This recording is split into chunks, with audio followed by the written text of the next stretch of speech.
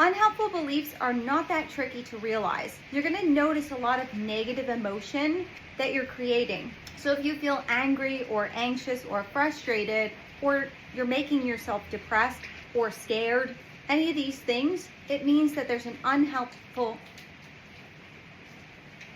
Why does this make sense? Because you're not going to create negative emotions unless they're driven by unhelpful beliefs.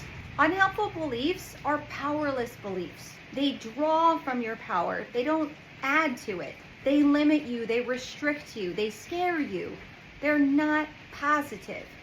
A lot of times it can have to do with disgust propensity also if you have emetophobia. So you might walk up to a door handle that a lot of people were using and kind of make a face and go, ugh. Well, what are you saying? You're sending a message to your brain that if you touch that and somebody perhaps was sick, that you couldn't cope with it if you got sick. So that's a limiting thought. Mostly you can just understand if you're feeling depressed or anxious, because feelings come from beliefs.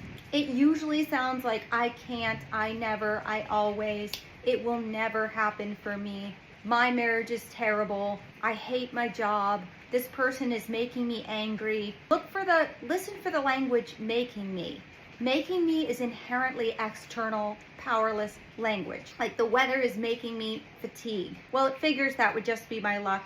That's very limiting. It's very external. Things always go wrong for me. Well, what are you doing? You're not just being negative, but you're sending a message to your brain. You're telling yourself a story and a narrative that's not helpful, and you're going to generate unhelpful feelings. You're not going to feel good. So what you're saying though is that because you're on medication, I think sometimes it feels a little bit numbing perhaps, and maybe things are happening, like the emotions are happening really quickly, and you're like, well, where's this coming from? The other thing is some of that is just habit. Sometimes our body has been in fight and flight response for so long, having emetophobia, that even the smallest things in our environment we can allow to create anxiety within us, because you've created so many associations with something that you think is worse than death. So your brain's just trying to protect you. So if you walk into a crowded room, you might not have a clear thought like, oh my goodness, there's all these people. What if I get sick in front of them? You might just create some anxiety in your stomach.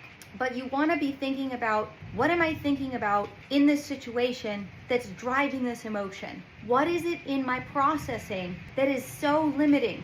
Always look at your chart on page 35. Where does this thought fit into? Is this a social thought?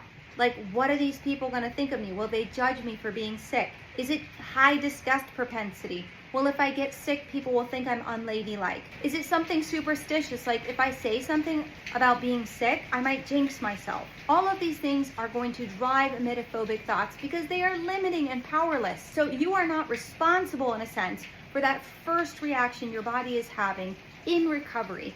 But you are responsible to deal with the thoughts that are driving it. So the skill set is to learn what those are. If you haven't completed your program, it's going to be harder for you to recognize them. Once you get towards the end, it will make a lot more sense and it will be a lot more synergistic. So I hope that's helpful.